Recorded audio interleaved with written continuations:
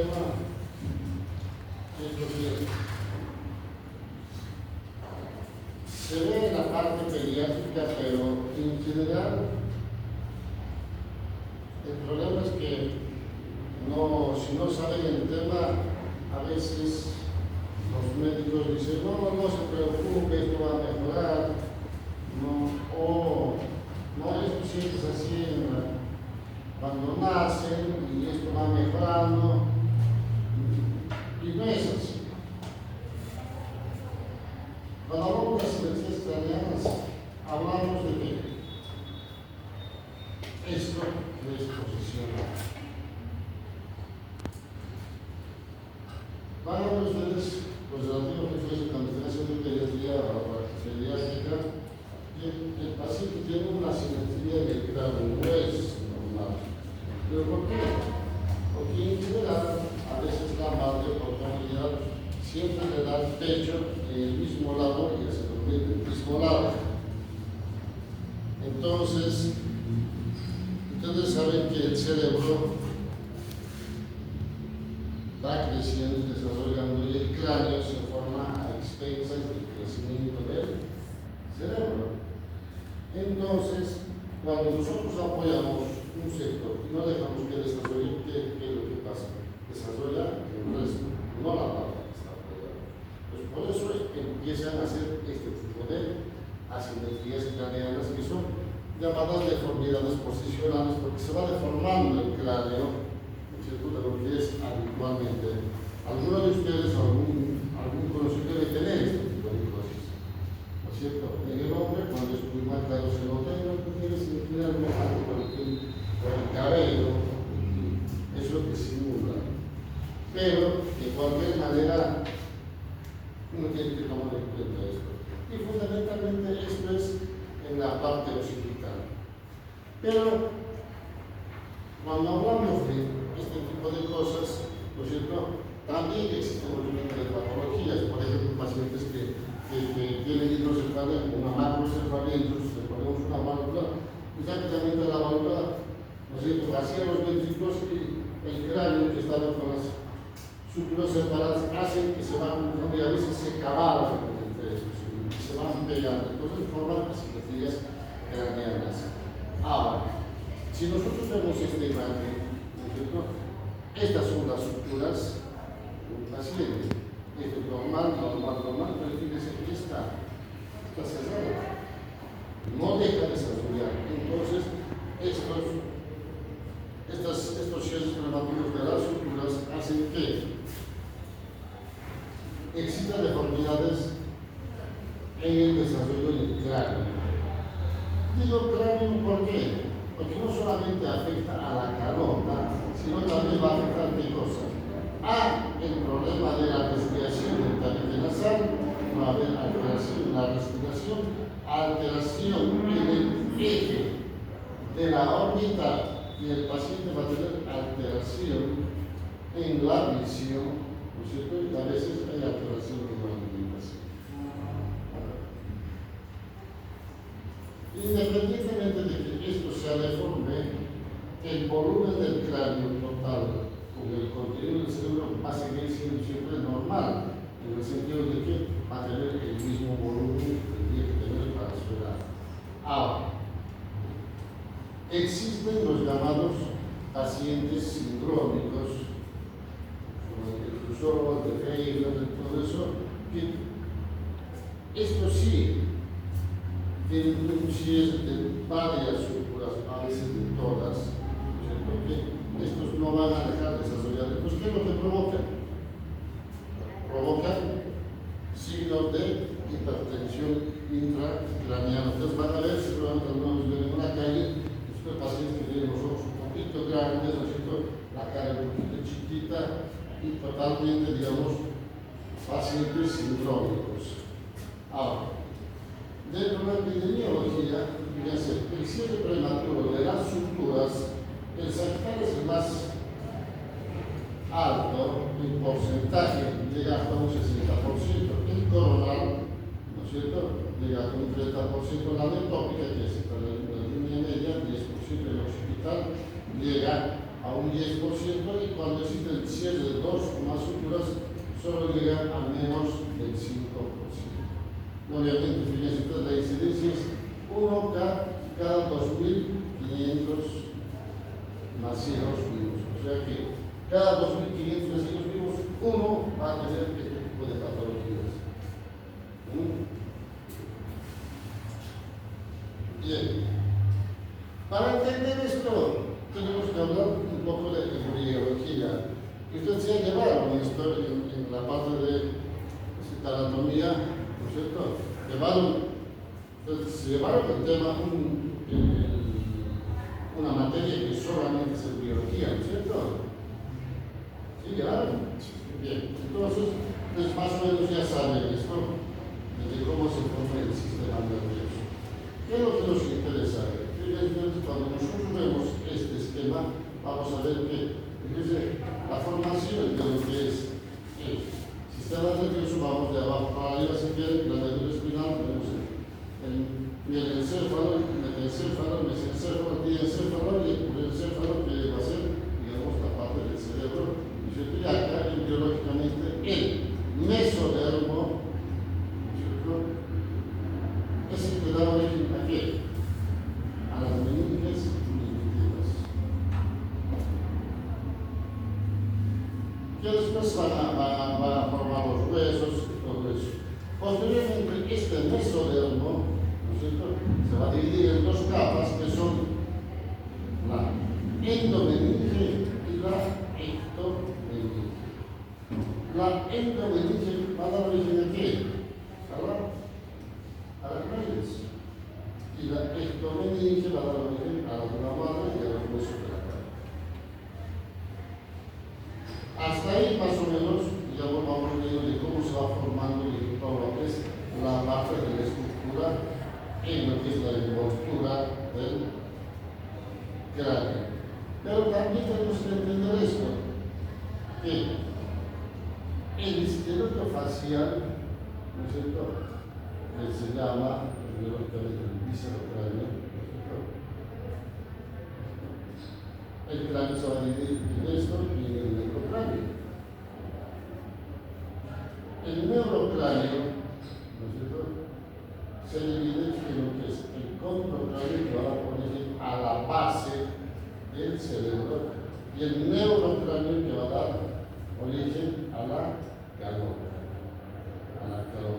a los huesos de la calota. Pues fíjense ustedes que biológicamente esto se va formando de diferente manera, y cuando nosotros vemos pacientes deformes, a veces vemos así. Esto parece un alien, ¿no es cierto?, en las películas, es un paciente mío, por su deformidad. Pues fíjense ustedes cómo puede llegar a extremos cuando se va deformando el cráneo. Entonces hablamos que las teorías de cómo se forman las asimetrías del cráneo. Algunos dicen que empieza en la base del cráneo y a partir de ahí se va deformando el resto. Y otros dicen no, se va deformando en la calota y a partir de ahí se deforma el crecimiento y desarrollo de la base del cráneo. De cualquier manera, sea uno u otro, nosotros tenemos que evitar que esto, que el cráneo llegue a estos extremos. Cuando un paciente nace, un recién nacido, ¿no es cierto?, en general, las suturas del hueso están muy pegadas doble, ¿no es cierto?, a la dura madre. Por eso que cuando un paciente nace con parto normal, ¿qué es lo que vemos? ¿Alguna vez ustedes vieron un recién nacido? Tocaron la cabecita, a veces está cargada la sutura, ¿cierto? Cargada, y a veces tiene un cefalopatoma, a veces el cráneo está alargado, ¿cierto? Eso es por qué, porque el cráneo se va acomodando, ¿cierto?, a lo que se llama el del parto. Y cuando uno hace nadie hace nada, lo dejan ahí, en unos 2 o 3 días el cráneo se va acomodando y va dando de forma normal que tendría que ser, ¿no es cierto? Entonces, es importante entender este tipo de cosas. ¿Por qué? Porque en general las suturas que están pegadas no se desprenden de la normal. Por eso que la gran mayoría de los pacientes no tienen cefalomatomas. Solo algunos, cuando los van forzando, a veces sí tienen algún cefalomatoma, pero se reabsorbe y se va acomodando y así, digamos, el desarrollo normal del cráneo como debería ser. Bien. Este autor, bueno, me recuerdo, en su investigación encontró qué cosa. Esto, microespículas óseas que son una especie de puentes, ¿no es cierto?, microcircunstancias en las suturas. ¿Eso qué significa? Que cuando empezó a investigar las suturas, cada tanto es como los peldaños de una escalera, cada tanto hay una unión entre uno y otro. Y en la medida que va creciendo el cráneo, estos se van rompiendo para dar crecimiento normal al cráneo. Entonces, esto hace que permite el desarrollo adecuado del cerebro y la carota. Pero, ¿qué pasa, no es cierto?, cuando esto no se rompe? Si no hay la fuerza necesaria para que rompa esto, es porque el cerebro no crece, no desarrolla el cerebro. Entonces, ¿qué es lo que hace? Esas microespículas, microespículas se van fusionando mucho más. Entonces hay un cierre prematuro de las suturas, ¿no es cierto?, en el lado afectado o en todo el cráneo. Entonces, por eso es que es importante entender este tipo de cosas y cómo, digamos, se van formando las asimetrías, las craniosynostosis en los pacientes que tienen alteración. Ahora, si no se rompen, entonces van formando este tipo de cosas. Y un ejemplo de esto es el que les decía hace un momento, es que cuando un paciente tiene una macrocefalia con hidrocefalia, le ponemos la válvula, se vacía los ventrículos, ¿qué es lo que hace? Las suturas se van cargando. Pues no hay una fuerza, ¿no es cierto?, que separe otra vez esto. Entonces, como que está pegado, la válvula sigue funcionando, pues hace que se fusionen estos dos huesos, fundamentalmente los parietales. Entonces, ¿qué es lo que provoca? Un cráneo alargado. ¿No es cierto? Por sutura. ¿Pero por qué? Porque, ¿no es cierto?, hay un mecanismo de válvula que hace que no desarrolle adecuadamente, haga la fuerza para que pueda romper ese tipo de cabalgamiento. Bien. Ahora, fíjense esto. El cerebro, cuando nace, tiene un promedio de más o menos 350. Estamos hablando de un recién nacido, más o menos, que tenga un promedio de 3 kilos y medio, más o menos, de peso. Obviamente, los prematuros van a tener totalmente alterado esto, ¿no es cierto? Fíjense bien, a los 2 meses, esto aumenta en un 50%.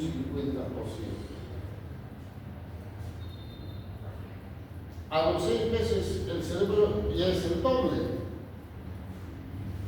en cuanto a volumen y peso. A los 10 meses el 200%. Fíjense cómo va desarrollando el cerebro rápidamente, ¿no es cierto? Y gracias a este crecimiento el cráneo se va formando como debe ser. Y el desarrollo casi normal completo es hasta los 2 años, ¿no es cierto? Y en el adulto el peso llega a más o menos 1.450-1.500 gramos. ¿Eso qué significa? Que las suturas siempre van a estar abiertas más o menos hasta esa edad, hasta los 2 años. Y de ahí empieza recién a sellarse si quiere cerrarse. Entonces, cuando hay alguna alteración de las asimetrías en este tipo de pacientes, uno tiene que pensar que hay que resolver lo antes posible. ¿Para qué? Para liberar ese obstáculo y el cráneo se siga formando a expensas del crecimiento del cerebro, a expensas del cerebro. Entonces, hablamos de esto, fíjense, es un sindrómico, un paciente con asimetría craneal así. Cuando hablamos de asimetrías, hablamos de craneosinostosis y hablamos de las craneosinostosis verdaderas que van a ser, digamos, con cierre de las suturas en la calote y aquellas que son secundarias a otro tipo de malformaciones complejas, enfermedades sistémicas, derivación de hidrocefales, procesos hipoxicosquémicos, ¿no es cierto?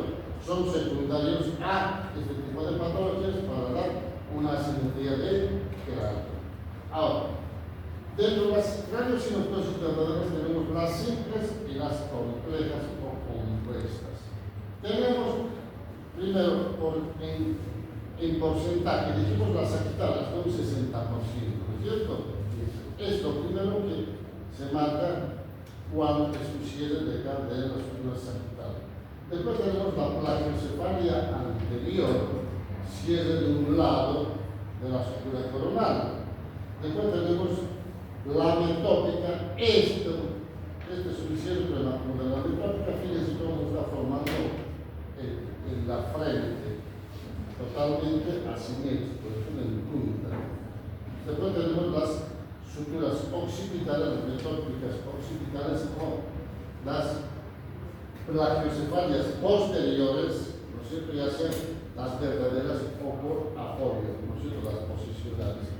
Y cuando hablamos de completas, vemos que va a haber más de dos suturas que están cerradas, ¿no es cierto? Y el ejemplo de estos tenemos a la braquicefalia, Entonces, cuando hablamos de plagiocefalia posterior, que es lo que normalmente se ve, ¿no es cierto? Vamos a ver qué cosa. Un aplastamiento occipital, frontal y adelantamiento del hombro frontal del mismo lado. Va a haber un desplazamiento de todos estos, de las estructuras que hay acá, fundamentalmente el pabellón de la oreja, ¿no es cierto? ¿Y qué es lo que llama la atención? En general, en los papás muy rara vez se dan cuenta, o la mamá también, porque siempre están todos los días y corriendo siempre igual. Viene un pariente, un vecino y lo ven, ¿y por qué está su frente así? Entonces, van a la consulta, pero no por el problema occipital, sino por el problema frontal. Y si uno no tiene experiencia, en general, los médicos generales, que no tocan este tipo de temas, dicen, no se preocupe, se va a arreglar, y no es así. Entonces, cuando ven una asimetría craneana, envíen, si ustedes son médicos generales, envíen al pediatra. Si son pediatras, envíen al neurocirujano. Para ver que no tenga otro tipo de patología. Pues como verán, es importante tomar en cuenta este tipo de cosas, ¿no es cierto?, para tomar conductas cuando tengamos un paciente con este tipo de asimetrías. Entonces, cuando vemos esto, hacemos una tomografía, fíjense ustedes, hay una asimetría occipital, ¿no es cierto? Y a veces se ven impresiones diformes por presión, pero en la tabla interna. Estos autores dicen que la cabeza de los varones es mucho más grande que de las mujeres, porque crecen mucho más rápido, ¿cierto? Y se va por eso notando con mayor frecuencia la deformidad y la baja occipital. Ahora, tengo este paciente, si ustedes prestan atención, fíjense ustedes, tengo una asimetría frontal con asimetría occipital, ¿no es cierto? Se hace la tomografía y se ve la asimetría. La parte posterior, para ahí uno ve, no le presta tanta atención, para ahí una desviación un poquito a la cabeza, pero en general, cuando uno ve un paciente pediátrico, ¿no es cierto?,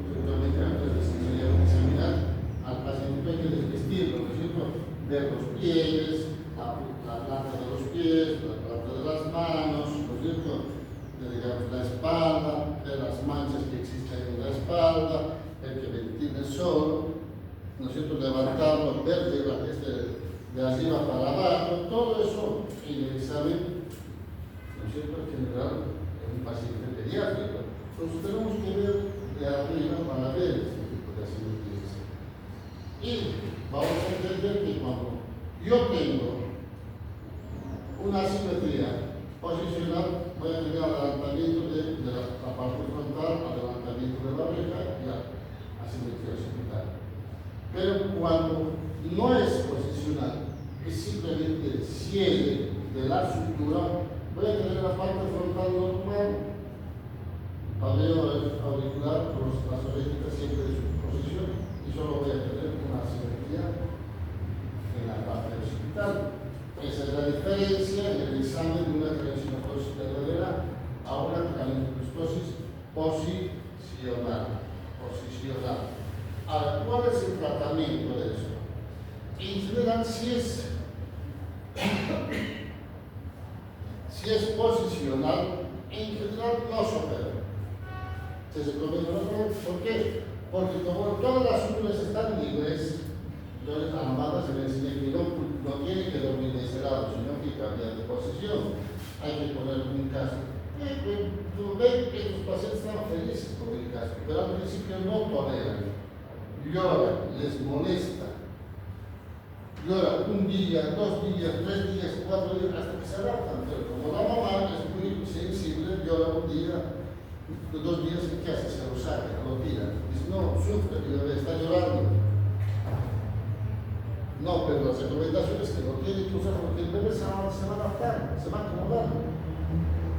Va a llegar un momento en que, digamos, va a ser parte de él el casco. Al principio sí llora, pero es porque les incomoda, nada más. Como el bebé no habla, ¿no es cierto? Lo único que hace es llorar, se manifiesta llorando. ¿No? Porque el llanto, digamos, comunica su incomodidad por el casco. El casco no es liviano, es pesadito. Entonces uno tiene que explicar todo eso a la mujer. Entonces cuando yo tengo este tipo de asimetrías, fíjense, uso el casco y tengo a los 3 meses. Fíjense cómo con un simple casco, sin hacer nada, podemos solucionar las asimetrías occipitales posicionales sin necesidad de operar. Pero cuando existe mejor dicho, un cierre prematuro de la sutura occipital, sí, es necesario operar, liberar esa sutura y a la vez que use el casco para el desarrollo formal del cráneo. Escafocefalia es el mayor porcentaje de los pacientes que existen. Fíjense, esta cabecita alargada ya tiene 5 años, pero cuando no acuerdo de paciente ahora. Hagamos lo que hagamos, no vamos a proteger el cráneo. ¿Por qué? Porque ya está establecido, la base ya está establecida, la forma y todo eso. Entonces, una vez que tengan esto, a veces dicen, quiero que lo operen. Y lo vamos a operar y no vamos a tener resultado. Es más, de hecho, ¿no es cierto? Cuando se opera, uno ve esto, y está totalmente cerrado la sutura. Pero no es esto, está totalmente abierto. ¿No es cierto? Por eso se dice que, ¿no es cierto?, el tratamiento de este tipo de pacientes que tienen craniosinostenosis se recomienda operar, ¿no es cierto?, antes del año. Recomendable, ¿no es cierto?, antes de los 6 meses. Y óptimo a los 3 meses. O sea que cuanto más antes operemos, mejor resultado tendremos en los pacientes. Nuevamente vuelvo a lo que hablamos al principio. ¿Por qué resolver antes del año? Porque el cerebro está creciendo, ¿no es cierto? El primer año se pueden ustedes, el crecimiento es mucho más rápido, llega al 200% de su su desarrollo, el volumen de su cerebro. Y después de ahí, hasta los 2 años, va creciendo, digamos, en menos porcentaje, pues, y a partir de los 2 años, y es mucho más lento, pero muy poco. ¿Eso qué significa? El cráneo que tienen ustedes en este momento, más o menos, por cierto, tienen lo que tuvieron a los 2 años. De ahí va creciendo muy lentamente, ¿no es cierto? Pero en muy poco porcentaje. El crecimiento óptimo es hasta el año y hasta los 2 años. Por eso es que se recomienda, cuando vemos este tipo de pacientes con estas asimetrías, se recomienda operar hasta el año. Es lo recomendable. Pasado esto, muchas veces se opera, ya el resultado ya no es óptimo. Se reconstruye el cráneo, pero ya no al 100%. Por eso es que se recomienda operar lo antes posible.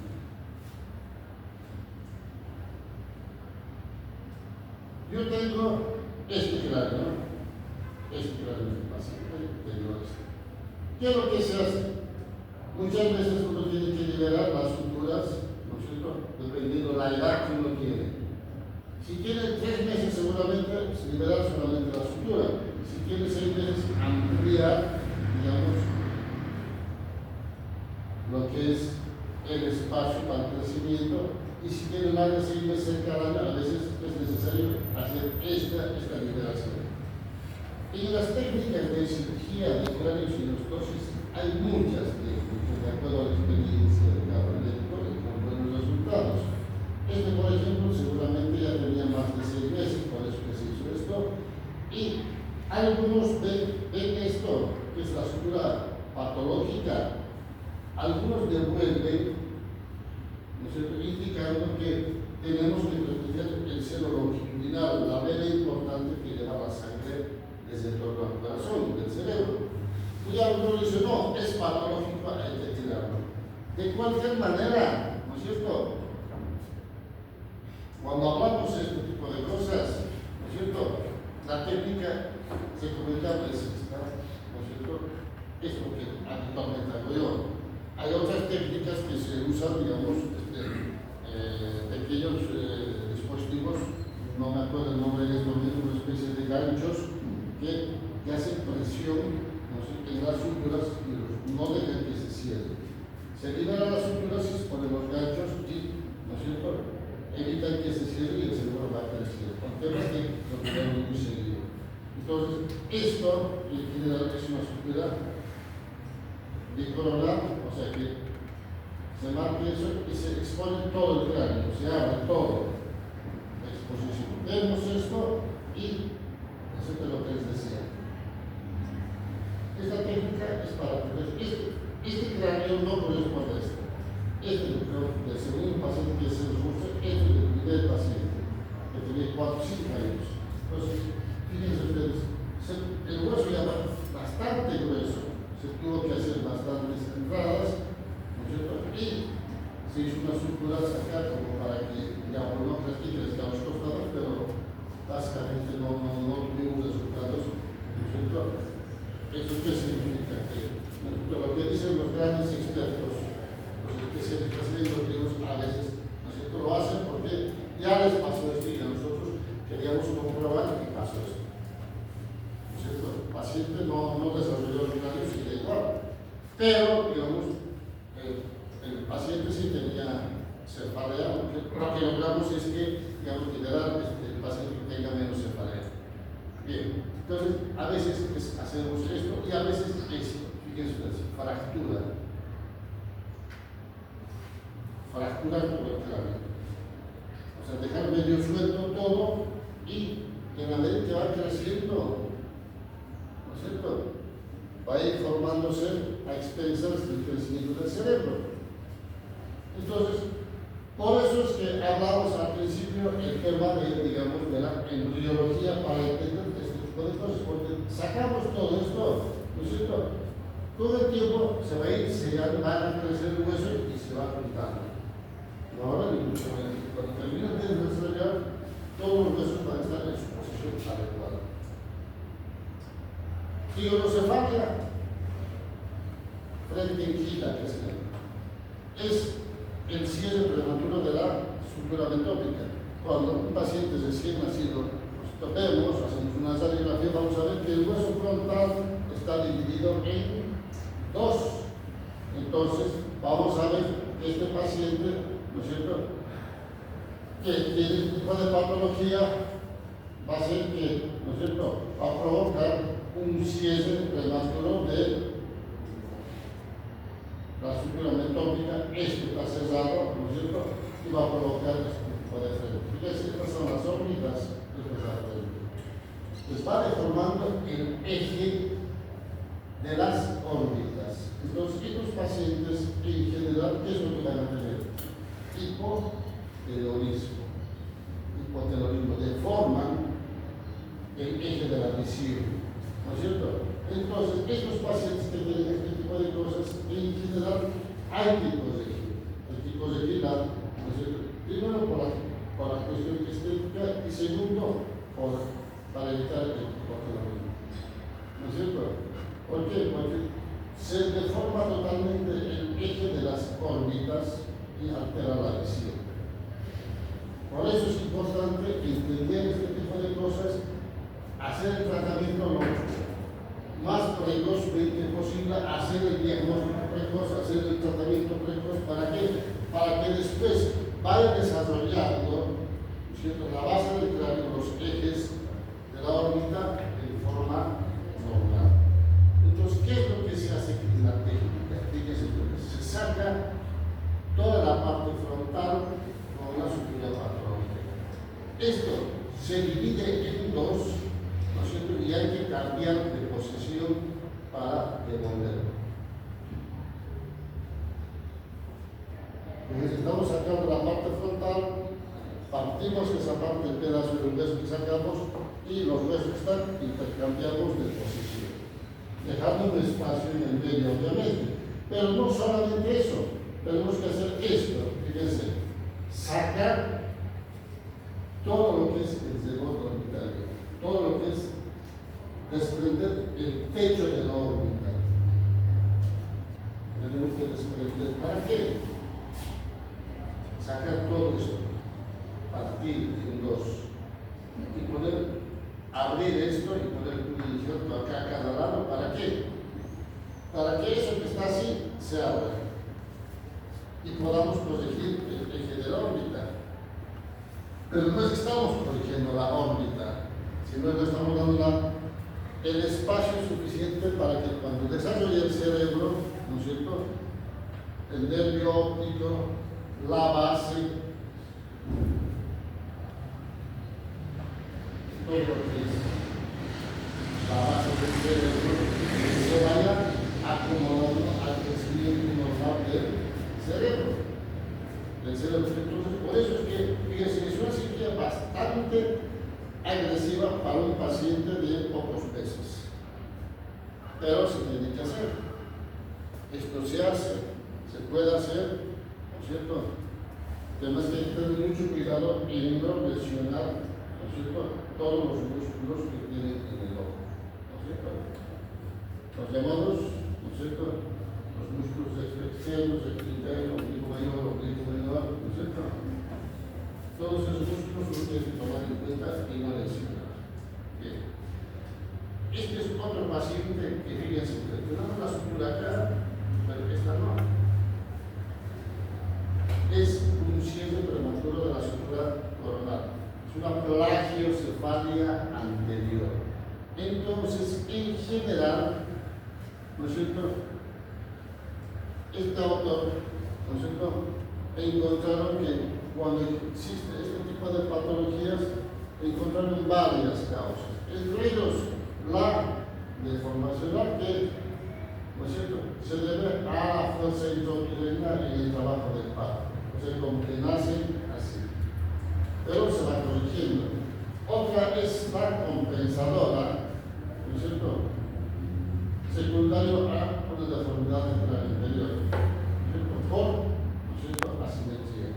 La otra es la sinusotóxica, la verdadera. Esta sí es un paciente con Chavalba, que ya ustedes, la nariz. Fíjense los ojitos, fíjense esta parte.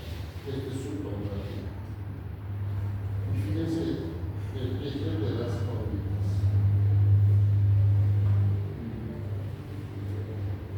Entonces, este tipo de paciente es un paciente mío que lo puede hacer con Chabamba, ¿no es cierto?, para corregir el cráneo. Otro tipo de ejemplo, fíjense, la simetría siempre visto de arriba, siempre visto de arriba, ¿no es cierto? Entonces, lo mismo, su asimetría, si es el prematuro de la cintura, acá lo mismo, ¿no es cierto? Entonces, ¿qué es lo que se tiene que hacer? ¿No es cierto? Corregir esto. Y en el tratamiento, ¿qué es lo que hacemos? Lo mismo. Hacer una incisión bicoronal, desinsertar. Algunos dicen que solo debe desinsertarse una mitad del cráneo y corregir sobre ese lado. ¿No es cierto? Y algunos autores dicen desprender toda la parte frontal, ¿no es cierto?, y darle corrección en ese momento. Lo mismo en este tipo de pacientes. El tratamiento consiste en, ¿no es cierto?, remodelar todo lo que es la parte anterior de la frente para que sea simétrico, y lo que está deprimido, poner un injerto para adelantar y corregir el eje de la parte.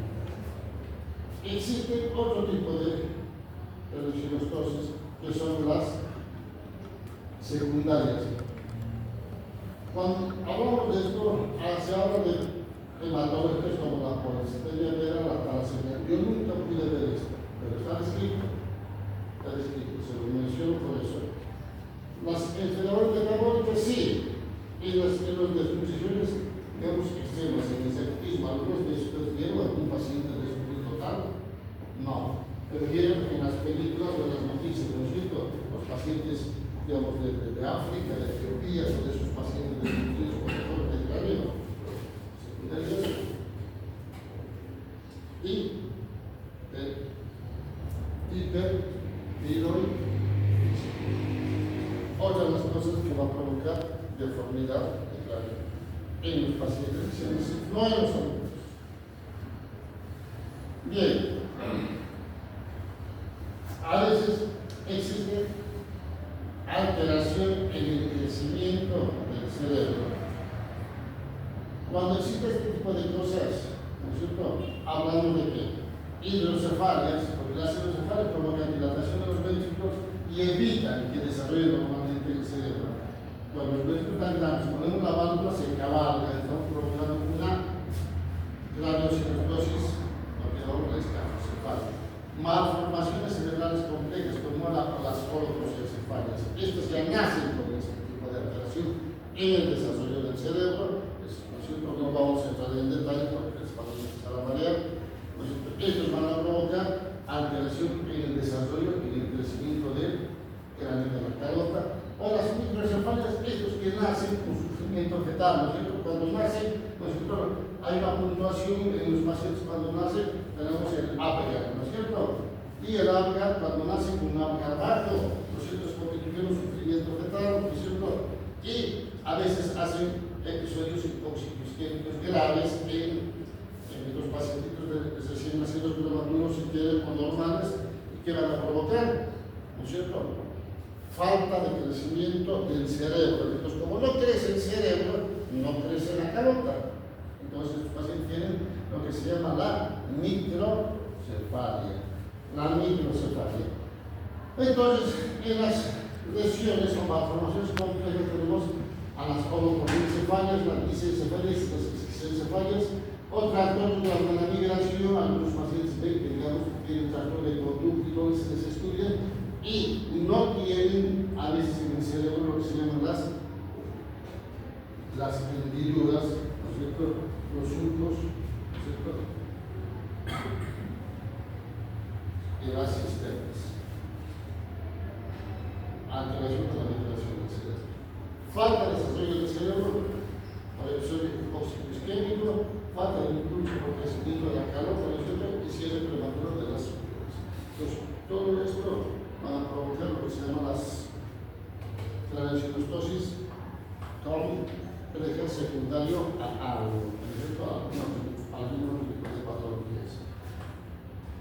Esto ya hablamos, ¿no es cierto? Como ejemplo, secundario a derivación del ciclo peritoneal en las hidrocefalias, que quitamos la fuerza de crecimiento de la presión que evite que las suturas se cierren, más bien sacamos esa fuerza y los huesitos de la cara se van cabalgando, están abiertos, se van cabalgando, y como no hay la fuerza que los separe, pues se van sellando ahí.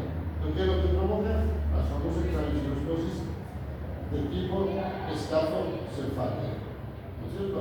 Entonces, cuando hacemos el control, vamos a ver que los cerebros están muy pequeñitos, ¿no es cierto? El paciente va a tener una serie de, digamos, trastornos de hipertensión intracraniana. ¿Por qué? Porque van a tener cefalea, bloqueos, ocurrencia, ¿no es cierto? Ese tipo de cosas. A veces existen asimetrías craneanas que están ya fuera de la craniosynostosis por tumores. Tumores cerebrales, digamos, de larga evolución, ¿no es cierto? En los pacientes pediátricos, a veces tumores óseos, tumores del cerebro, ¿no es cierto? Los famosos quistes aracnoideos que no desarrollan el cerebro, pero desarrollan el quiste y va creciendo el quiste y va deformando el cráneo del paciente, ¿no es cierto? Ahora, la displasia fibrosa, pero en general la displasia fibrosa sí es muy raro ver en pacientes pediátricos, digamos, más bien se ve en pacientes adultos. ¿Por qué? Porque cuando hablamos de displasia fibrosa hay un crecimiento, engrosamiento anormal de los huesos normales. Entonces, ¿y qué es lo que se afecta más?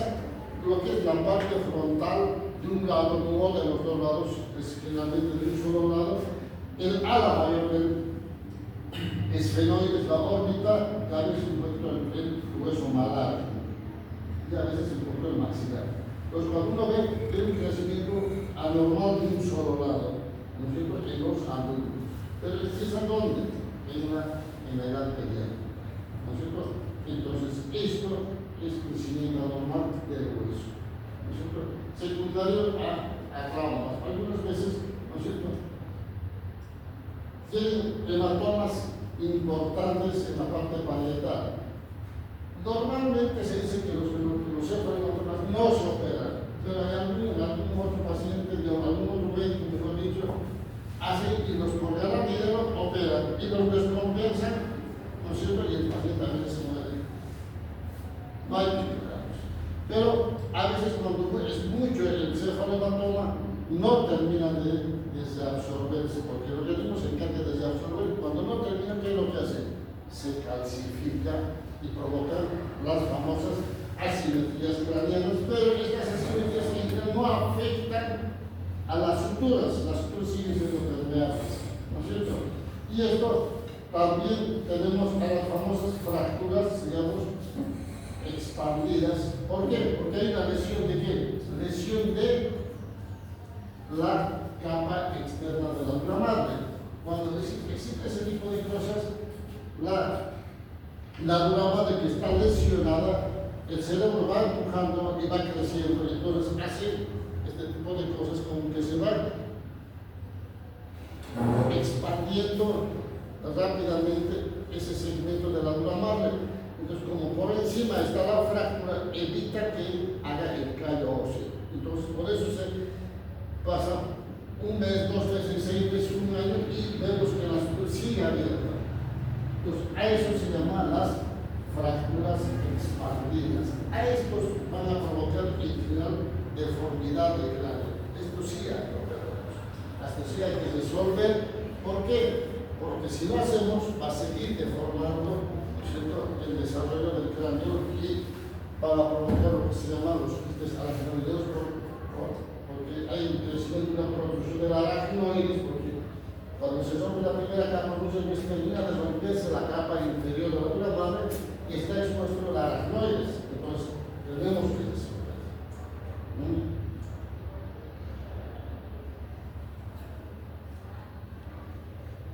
Episodios hipoxicogénicos. Normalmente dicen que entre las 24 y 32 semanas el cerebro tiene una formación que maneja un sistema de circulación centrífuga y centrífuga. Pero, ¿no es cierto?, estas estructuras vasculares en general, ¿no es cierto?, están ubicadas en la región periventricular. Ahora, cuando nacen este tipo de pacientes, rápidamente cambian, ¿no es cierto?, el tema de la respiración, cambia el tema de la circulación, cambia un montón de cosas en el cerebro, la circulación también cambia en el cerebro.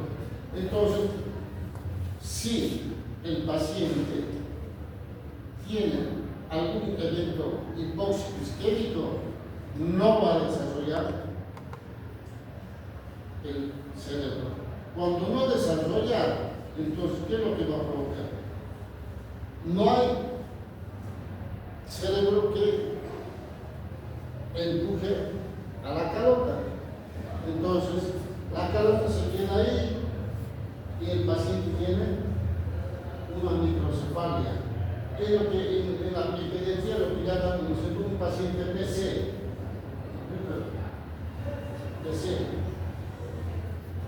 Ahora ya no se habla mucho del PC, se llama laptop, computadores, antes se llamaba PC. Por eso pensamos en PC, la computadora no, es parálisis cerebral. Un paciente PC es un paciente con parálisis cerebral que va a tener seguramente microcefalia, entonces, por si es, ¿no es cierto?, de relaciones, porque no desarrolla, ¿no es cierto? Ahora, estudiaron a los pacientes y encontraron que existe una implicancia genética fundamentalmente en los sindrómicos, no en los simples. Y existe lo que se llama el factor de crecimiento fibroblástico, que son polipéptidos que van a influir en la actividad celular cuando se juntan estos en los receptores específicos, ¿no es cierto?, de estos factores de crecimiento fibroblástico, ¿no es cierto? Hasta ahora se descubrieron más o menos 4. Existen creo más ahora, creo que ya hay más, pero los que estaban descritos en este momento eran estos, ¿no es cierto? El cromosoma 8P, ¿no es cierto? El 10Q, el 4P y el 5Q. Estos estaban relacionados a los pacientes sindrómicos, ¿no es cierto? Sindrómicos craniofaciales, obviamente, ¿no es cierto? Ahora, por ejemplo, el síndrome de Freiberg está relacionado con ¿en qué? ¿No es cierto? ¿En qué alteración o afectación? En el producción 55A del factor de crecimiento F1. El curso, lo mismo, en el 2. Entonces, fíjense, ya está descrito, estudiado estos pacientes que tienen síndromes complejos. Por eso que en el exterior, cuando hacen el estudio de la amniocentesis en los pacientes, buscan estos factores. Cuando ven que hay una alteración en el código genético y encuentran este tipo de factores, ¿no es cierto?, ¿qué es lo que hacen? Hablan con la madre y el padre y les sugieren interrumpir el embarazo, porque su legislación se los permite y porque, ¿no es cierto?, está demostrado genéticamente que va a tener este tipo de patología. En Latinoamérica aún todavía no existe, casi en ninguno de los países, hacer esto, por eso que nacen con este tipo de patología. Además, la legislación de gran parte de Latinoamérica no permite interrumpir los embarazos. Bien, ahora, cuando ustedes vean pacientes, ¿no es cierto?, estos con anatómica, todos estos pacientes así no es normal, pero si ustedes ven alguna alteración, ¿no es cierto?, alguna alteración en las suturas o asimetría, la misma ustedes